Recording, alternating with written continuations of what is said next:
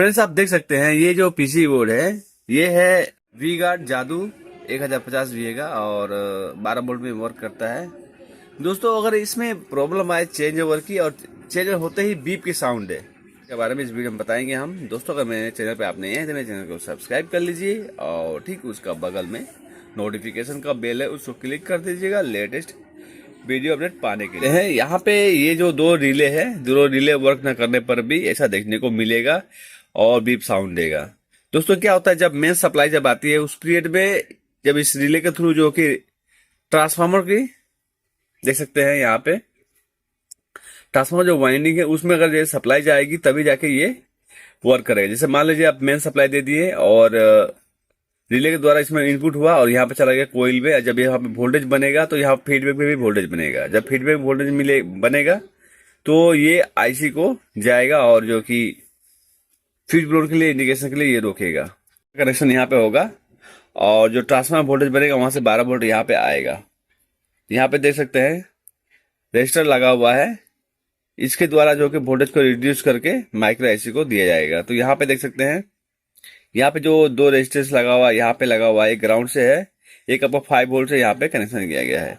यहाँ पे जो वोल्टेज निकलेगा 12 वोल्ट और यहाँ पे जब वोल्टेज निकलेगा 0.6 वोल्ट बन के, जो कि यहाँ पे देख सकते हैं ये 0 ohms का रेजिस्टेंस है, इसके द्वारा यहाँ पे आया हुआ है। इसके बाद में यहाँ से R97 रजिस्टर देख सकते हैं, इसके द्वारा जो कि यहाँ पे वोल्टेज आएगा आईसी के पिन नंबर 11 में।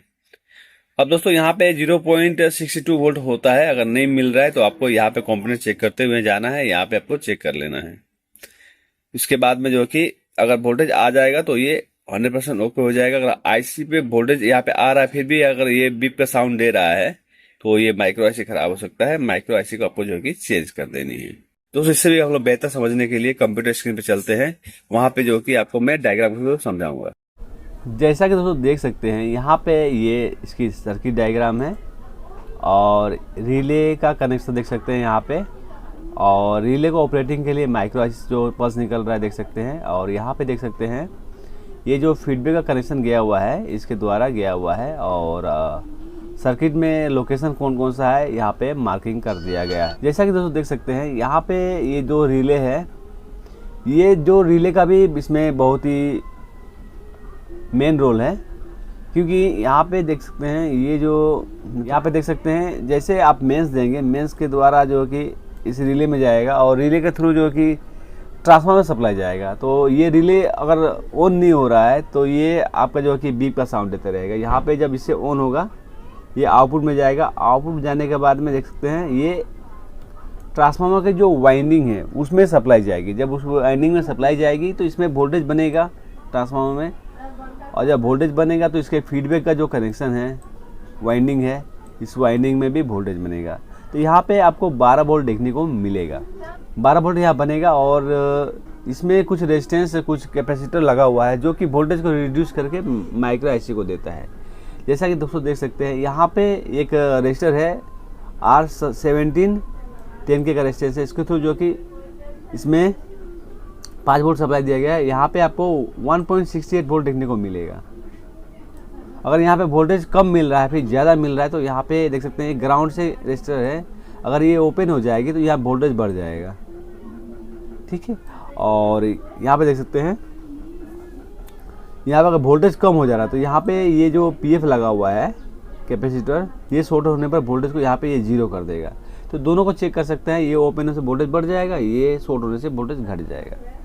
और दोस्तों यहाँ पे देख सकते हैं 6 वोल्ट दिखा रहा है तो ठीक है। अगर नहीं दिखा रहा तो यहाँ पे देखते हैं ये पीएफ जो लगा हुआ है, ये पीएफ शॉर्ट होने पर वोल्टेज कम हो जाएगा।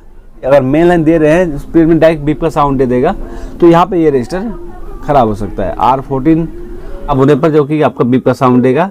और एक यहाँ पे R9 यहाँ पे जो कि आपका 0.6 वोल्ट बनेगा और ये जाएगा माइक्रो आईसी में। अगर ये वोल्टेज नहीं जा रहा तो बीप का साउंड देगा।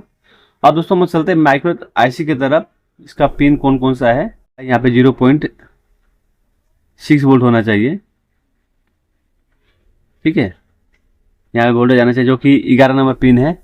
और रिले का देख सकते हैं पिन नंबर 2 और 3 जो कि रिले का सप्लाई है। अगर यहाँ पे ये सप्लाई से तो भी ये प्रॉब्लम देखने को मिलता है।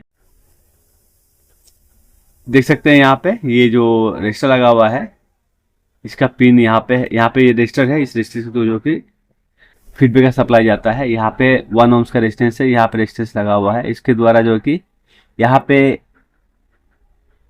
R97 रजिस्टर जो लगा हुआ है, ठीक है, यहाँ पे देख सकते हैं, ये है, यहाँ पे ये लगा हुआ है। और यहाँ पर ये रजिस्टर खराब होने पर भी ऐसा प्रॉब्लम देखने को मिलेगा, और माइक्रो ऐसे खराब होने पर भी ऐसा प्रॉब्लम देखने को मिलेगा। अब दोस्तों यहाँ पे देख सकते हैं रिले खराब होने पर भी ऐसा देखने को मिलेगा। और यहाँ पे 2 टाइसर लगा हुआ है रिले का, इसको भी आपको चेक कर लेंगे। तो अगर बीप का साउंड मिले, अगर लाइट देते ही बीप का साउंड मिले, तो इस सेक्शन में आप लोग देखिएगा, यहाँ पे एक ना एक कोई भी कंपोनेंट फॉल्टी हो सकता है। तो दोस्तों ये मेरा वीडियो कैसा लगा? वीडियो अच्छा लगा तो वीडियो को लाइक कीजिएगा, दोस्तों में शेयर कीजिएगा, और नए आए तो मेरे चैनल को सब्सक्राइब कर लीजिएगा। दोस्तों आज के लिए इतना ही। Thank you for watching. जय हिंद।